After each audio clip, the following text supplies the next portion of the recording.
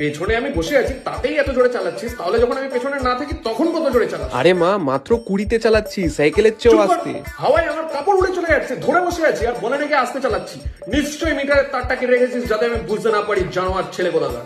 এই বাবু সামনে গর্ত আছে, ব্রেকটা দে না। আরে ব্রেক তো আমার হাতে, তুমি এত নড়ছো কেন? তোর হাতে আমার মরণ আছে। ওই বাবারে, কোমরটা গেল। এর থেকে আমার টোটোই ভালো ছিল। একে তো একটা বাইক কিনেছে, উঠতে গেলে কোমর ব্যথা হয়ে যায়, তার উপর নাকি চালানোর এই ছিরি। আগে জানলে তোকে আমি বাইক কিনে দিতাম, তার উপরে এই একটা ফিতে। এটা কি হেলমেট নাকি ফাঁসির দড়ি?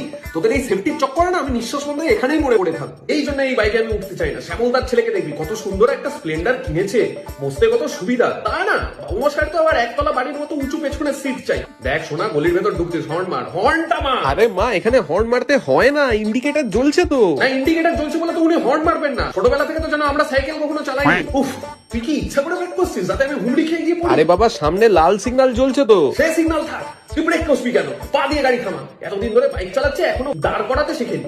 শুনতে পাচ্ছি না যখন আরো জোরে হর্ন মার, হর্ন মার, হর্ন মার। এই এই এই, শুনতে পাচ্ছিস না? তখন থেকে হর্ন মেরে যাচ্ছে, বাংটা ছেলের দল তো থাকার।